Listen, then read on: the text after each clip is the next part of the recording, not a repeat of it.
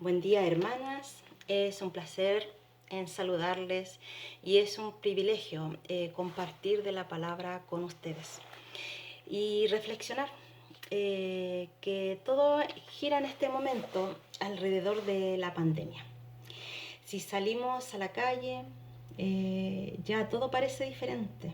En la televisión muestran todo relacionado con la enfermedad y también nos muestran a personas, ¿cierto?, que viven con el temor a contagiarse. Pero sabe, eh, todos los desastres que hoy ocurren en el mundo no solo es pandemia. ¿Sabe? Estuve averiguando y hubieron en países erupciones volcánicas como en Indonesia, Filipinas, Alaska, Japón. Sabe que hasta un huracán Harold tuvimos. A principio de año tuvimos un terremoto en Puerto Rico, donde dejó varios muertos. Y también tuvimos, terminando este fin de semana, tuvimos un terremoto en Grecia. Y hay personas que están completamente atemorizadas por lo que están viviendo, por los desastres que hay en el mundo. Pero, ¿sabes?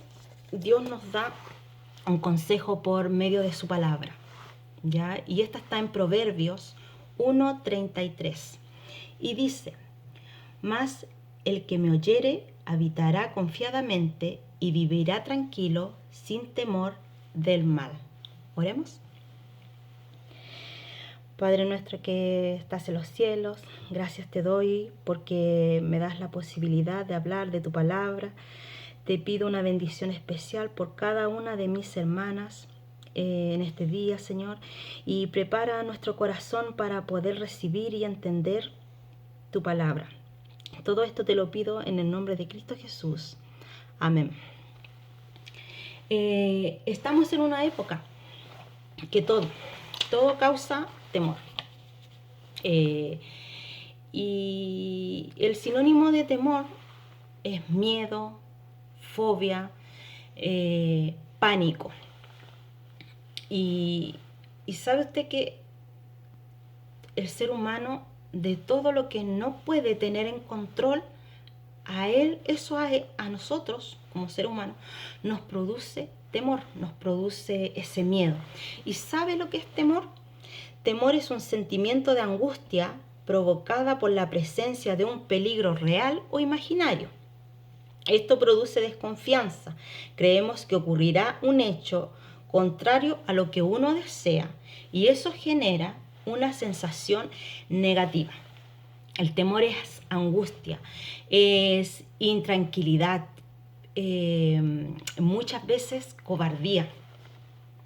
Y me preguntaba si será bueno que, o es malo que un hijo de Dios, una hija de Dios sienta temor. Y sabes, me fui a Segunda de Timoteo. Les voy a pedir que vayamos a Segunda de Timoteo, ya, capítulo 1, versículo 7. Y dice: porque Dios no nos ha dado espíritu de cobardía, sino de poder, de amor y de dominio propio. El temor no va de la mano con la fe. Y hay dos tipos de temor, ¿cierto? O miedo, que es el funcional, que es aquel que permite adoptar conductas de las situaciones a nuestro beneficio. O sea, si yo siento miedo y me comporto de una manera, esa manera no me perjudica. O sea, es un miedo funcional. Y el segundo es miedo disfuncional, que es aquel que entorpece nuestras vidas y nuestro desempeño y no es útil para nosotros. Les voy a contar una anécdota, ya, que una vez viví cuando fui a la casa de mis hermanos.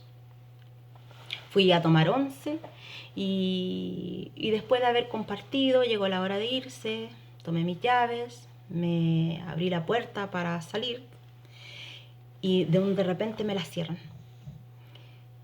y yo me asusté. Y la persona que me la cierra me dice, estaba con una cara espantosa de miedo, y me dijo, está temblando. Y yo le dije, quedé impresionada, o sea, porque yo ni lo sentí. Y ella se escandalizó. Ella pasó de ser una mujer callada, una mujer calmada. En 3 segundos ya era una mujer completamente descontrolada. Ella empezó a llamar a sus hijos, a su esposo, y nadie la podía controlar, no la podía controlar, ni siquiera me dejaba a mí que me fuera. Y sabes, ella estaba en su casa y estaba con su gente, pero sabes, ella se sentía insegura. Su miedo, su temor era tan grande a este acontecimiento que la descontroló completamente. Y cuando hay temor, es cuando debemos someterlo, ¿cierto? Porque para que la confianza nuevamente tome lugar en nuestras vidas. ¿Sabe? Dios sabe de nuestros temores. Y le voy a leerle un versículo que está en Deuteronomio 31:8 y dice: y Jehová va delante de ti y estará contigo, no te dejará ni te desamparará, no temas ni te intimides. ¿Te sientes sola? Dios está contigo. ¿Tienes temor? No te preocupes. Dios nunca te va a desamparar. Y sabes, esto que leímos recién es una promesa. Y cuando un cristiano siente temor, es cuando debe echar manos a las promesas que Él nos dejó, porque ellas nos aliviarán de todos nuestros temores. Pero ¿qué es lo que es una promesa? Una promesa es un ofrecimiento solemne que hace una persona de cumplir con rectitud y fidelidad un determinado deber, empleando para esto una fórmula fija. ¿Para qué están hechas estas promesas? ¿Cuál es la finalidad? ¿Sabes? Una promesa aligeran cargas, levantan ánimos. Una promesa genera una expectativa placentera. Y el cristiano no sacará fuerza ni consuelo hasta que no les eche mano. Y nuestro mundo cada vez está más peligroso. Piensa en todo lo que pasa en nuestro alrededor. Pero nuestra fe en Dios es lo único que nos puede librar de todos nuestros temores. Decíamos que la fe y el temor no van de la mano, ¿cierto? Pero Dios entiende nuestros temores y siempre estará allí para alentar nuestros corazones. ¿Cuál es tu deber? Confiar en las promesas que Dios te dio. Debes tener fe. Eso te dará certeza, te dará valor, te dará seguridad. ¿Y qué es la fe? La fe es tener conciencia cierta de que algo que se te ha prometido viene a su debido tiempo. La fe es un don divino que permite observar más allá de los sentidos físicos, que es oír, ver y sentir. ¿Y usted sabe de dónde viene la fe? La fe viene del oír. ¿Y oír qué? Palabra de Dios. Leíamos recién Proverbios 1:33 y decía: ¿quién habitará confiadamente? ¿Quién vivirá sin temor del mal? Aquí nos da la respuesta. El que vivirá confiadamente y vivirá sin temor del mal es el que oye mi voz. O sea, la palabra clave es oír, ¿cierto? Oír. Hermana, nútrase de la palabra de Dios. Si usted no lee la Biblia, no gozará de sus beneficios. ¿Cuáles son esos beneficios? Todas las promesas que Dios tiene para usted. ¿Sabe por qué? Porque no las va a conocer. Pero no solamente hay que estudiarla, hay que leerla, también hay que obedecerla. La Biblia, leerla le dará conocimiento. Obedecerla le dará sabiduría. Y se ha puesto a pensar de cuántas cosas nos libraríamos si fuéramos obedientes.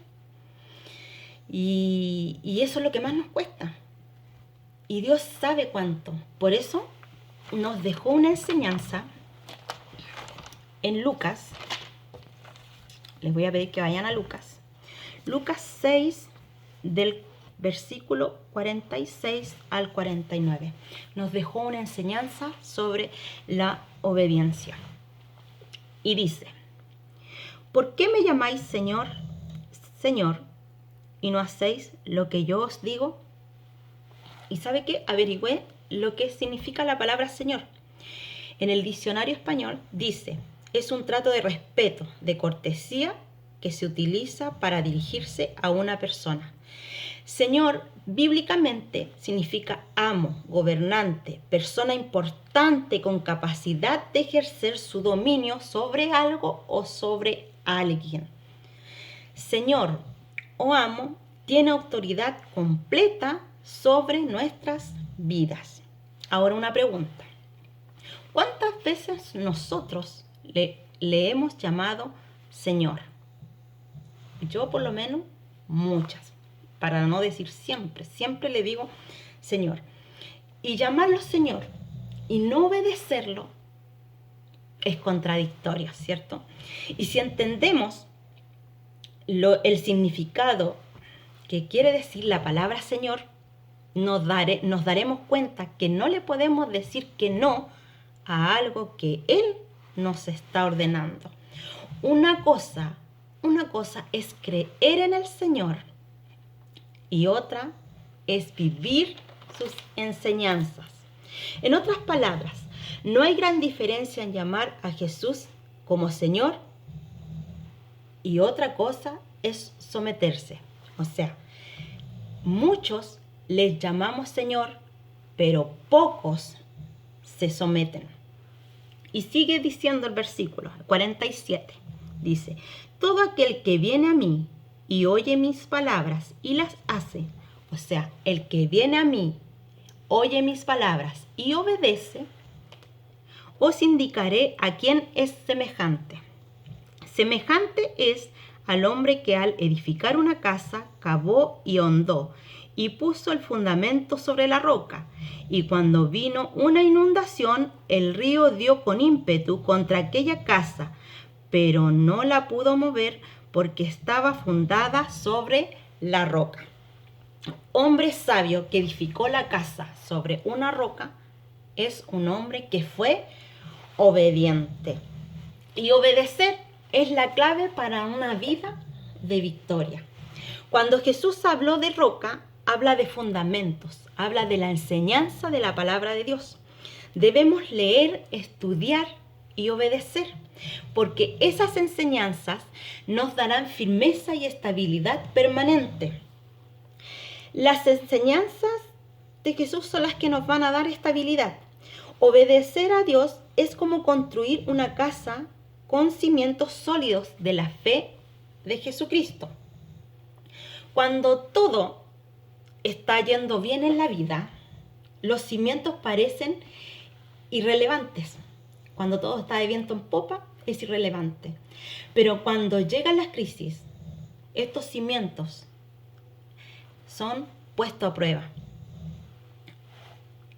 Asegúrate que en tu vida estén los cimientos sólidos de la fe en Jesucristo y la obediencia a su palabra. Esto te dará seguridad que aunque vengan vientos, vengan terremotos, vengan pandemia alrededor de ti, o vengan tormentas a tu vida, en lo personal, tú siempre estarás firme. Versículo 49 dice: mas el que oyó y no hizo, o sea, el que oyó y desobedeció, semejante es al hombre que edificó su casa sobre la tierra, sin fundamentos, contra el cual el río dio con ímpetu y luego cayó y fue grande la ruina de aquella casa. El segundo hombre simboliza a un creyente que vive en desobediencia, a un creyente que vive como si fuera incrédulo. Una persona así está jugando con fuego, porque cuando venga la adversidad no encontrará nada que aferrarse, y dice la Biblia que grande será su ruina. y no tan solo su ruina, sino que grande serán sus temores. Los verdaderos discípulos obedecen a Cristo. Esto significa que debemos escuchar la palabra atentamente, debemos meditarla para luego obedecerla. Es imposible confiar en Dios y a la vez no. Usted no puede obedecer y desobedecer a Dios. La obediencia a media simplemente es desobediencia. El verdadero amor, la verdadera fe requieren obediencia. En conclusión, no amamos a Dios si no hacemos lo que Él dice. Hermana, fortalezca su fe, viva su fe. La fe sin obra es muerta. En cambio, al ponerla en práctica, cobra vida.